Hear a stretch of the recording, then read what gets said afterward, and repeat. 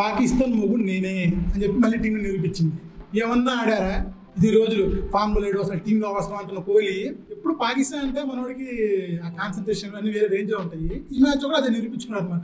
Pakistan match అన్నారు కదా, నేనే గెలిపిస్తా అని చెప్పి. లాస్ట్ ఒక 5-6 years నుంచి చూస్తున్నా సరే పాకిస్తాన్ తో మ్యాచ్ అంటే నిలబడి ఆడి గెలిపిస్తుంది కోహ్లీని. ఇప్పుడు అదే రిపీట్ అయింది. పాకిస్తాన్ పరిస్థితి ఎంత దారుణంగా తయారైందంటే మ్యాచ్ ఎట్టు ఓడిపోతున్నాం కనీసం కోహ్లీ సెంచరీ ఆడతా అని చెప్పి వైలేసుకోవాల్సి వచ్చింది. మ్యాచ్ టాస్ పాకిస్తాన్ గెలవగానే నేను షాక్ అయ్యాను. ఎందుకంటే ఈ వర్షం మనం 2020 ఏమో టాస్ ఓడిపోవడం. 2023 వరల్డ్ కప్ తర్వాత మనం టాస్ గెలిచింది లేదంటే కదా. ఇది ఇన్ని టాస్ ఓడిపోయాం మనం అనుకున్నా. టాస్ ఓడిపోయి వాళ్ళు బ్యాటింగ్ దగ్గరనే పిచ్ క్యూరేటర్స్ వీళ్ళందరూ ఏం చెప్పారంటే ఈ పిచ్ మీద ఫస్ట్ బ్యాటింగ్ చేస్తే నయం, ఎందుకంటే తర్వాత డ్యూ కూడా పెద్ద ఉండకపోవచ్చు కాబట్టి ఫస్ట్ బ్యాటింగ్ చేసి కొంచెం మంచి స్కోర్ చేసామంటే నాకు గెలిచే ఛాన్సెస్ ఎక్కువ ఉన్నాయన్నారు.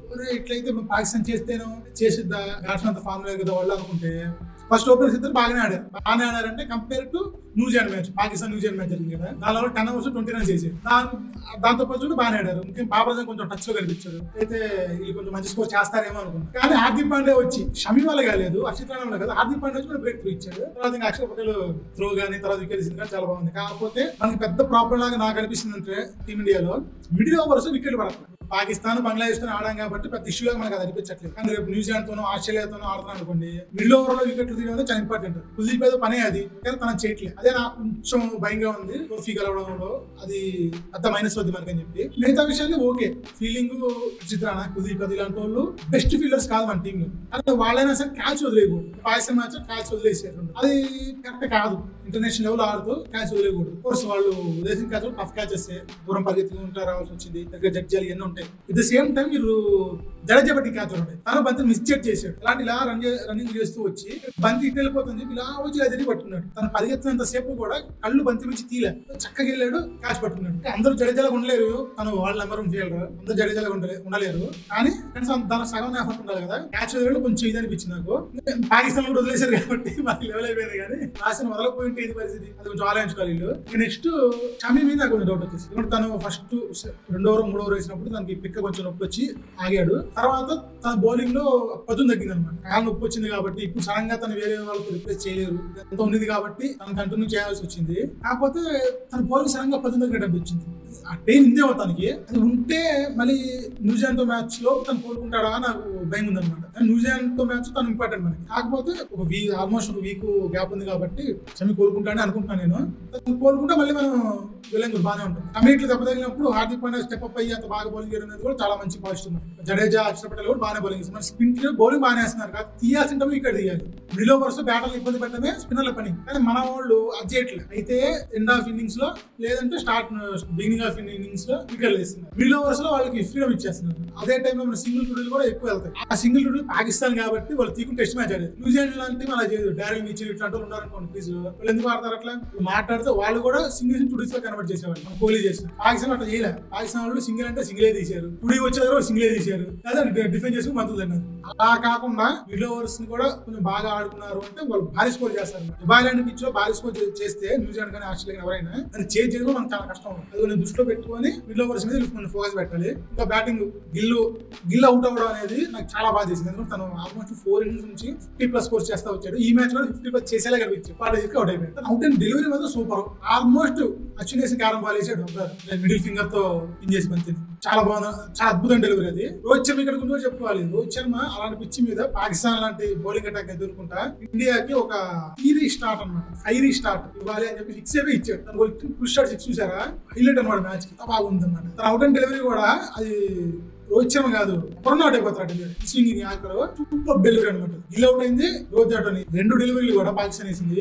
Wonderful deliveries. అక్కడ ఎవరన్నా అవుట్ అవుతారు అనమాట. అలాంటి డెలివరీస్ అయ్యి వాళ్ళు అంత ఫామ్ ఉన్నా కూడా అంత మ్యాజికల్ డెలివరీస్ కాబట్టి అవి అవుట్ అయ్యారు. ఆ విషయం నాకేం బాధ లేదు. కానీ రోహిత్ శర్మ ఇచ్చిన స్టార్ట్ కానీ ఈ కానీ చూస్తే మంచి హోప్స్ ఉన్నాయన్నమాట. 2023 వరల్డ్ కప్ లాగా తను మంచి ఓపెన్స్ గా ట్రై చేస్తున్నాడు.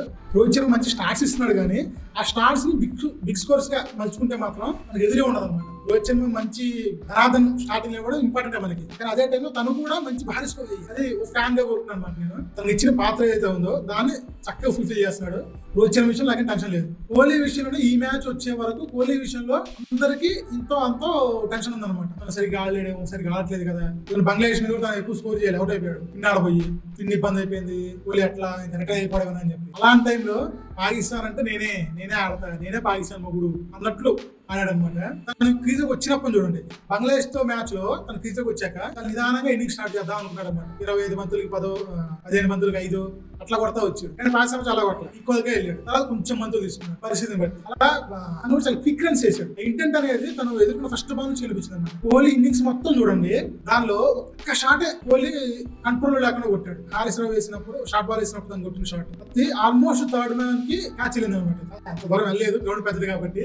షాటే తను కొంచెం కంట్రోల్ తప్పాడు అనిపించింది. మిగతా ప్రతి బాల్ ప్రతి షాట్ తను ఫుల్ కంట్రోల్ ఆడాడు. వింటేజ్ కోహ్లీ అనమాట, తన కంట్రోల్ ఉన్నాడు. నెక్స్ట్ న్యూజిలాండ్ మీద కూడా అలానే ఆడితే మళ్ళీ ఇంకో సెంచరీ కూడా చేస్తాడు.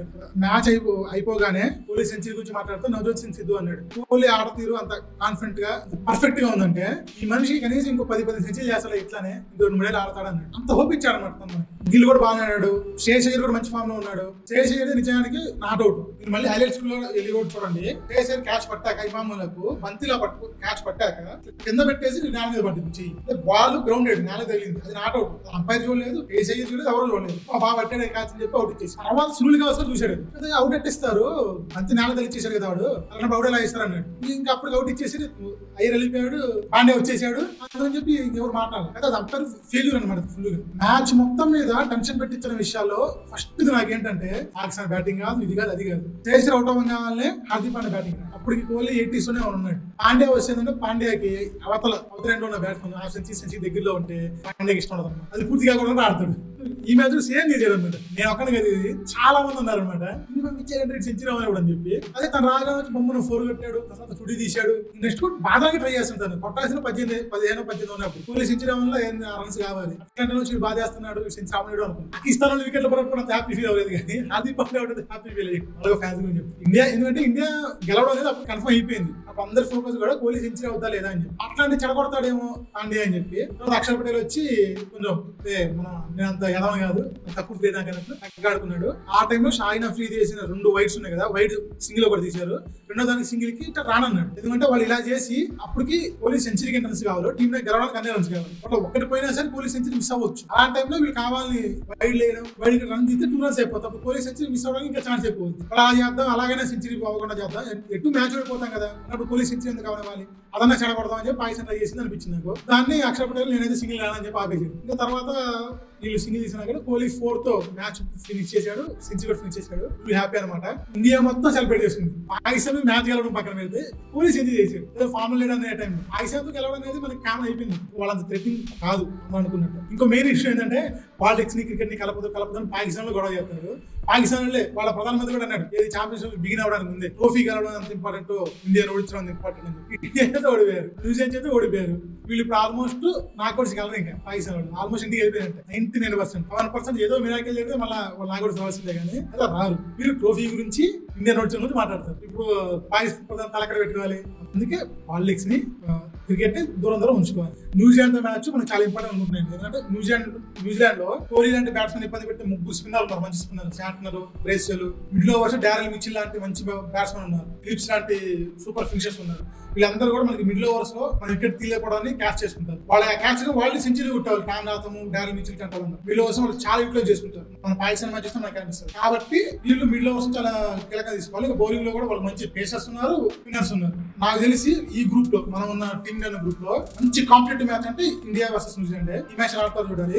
మనం నాకు వెళ్ళిపోతాం కాబట్టి నెక్స్ట్ ఆస్ట్రేలియా సౌత్ ఆఫ్రికా వీళ్ళ ద్వారా ఆడడానికి ఆలోచించుకోవాలి. మనం ఇప్పుడు బంగ్లాదేశ్ ని పాకిస్తాన్ ని ఓడించాం కదా, మనం తోపులు అనుకోవచ్చు. కానీ ఒక విధంగా ఉన్న 8 టీమ్స్ ఈ 2 పిల్లల టీమ్స్ పిచ్చి టీమ్స్ అనమాట. పెద్ద ఫామ్ లేదు, ఏమీ లేదు, అంత అద్భుతమైన ప్లేయర్స్ లేరు ప్రస్తుతం టీమ్స్. కాబట్టి వాళ్ళని ఓడిచ్చేసి మనం తోపులు అనుకోవద్దు. అసలు టఫ్ కాంపిటీషన్ ఇచ్చే టీమ్స్ వేరే ఉన్నాయి. వాటితో వాటి మీద గెలిచినప్పుడు ఓకే మనం టాప్ అని చెప్పుకోవచ్చు. అప్పటి వరకు మనం తొందరపడద్దు, జాగ్రత్తగా ఆడాలి. న్యూజిలాండ్ గెలిస్తే అవి ఇచ్చే మోరల్ బూస్ట్ వేరు. ఎందుకంటే మనకి ఐసీసీ టోర్నీ ప్రతి దానిలో కూడా న్యూజిలాండ్ పెద్ద తలనొప్పిగా తయారైంది అనమాట. ఆ ఒక్కటి మనకి దాటామంటే అప్పుడు ఫుల్ హ్యాపీ. నేను కూడా నెక్స్ట్ ఏదో చూద్దాం. మీరు కామెంట్ చేసి చెప్పండి. మళ్ళీ ఇంకో వీడియోతో ముందుకు వస్తున్నాం. అప్పటి వరకు బై బై.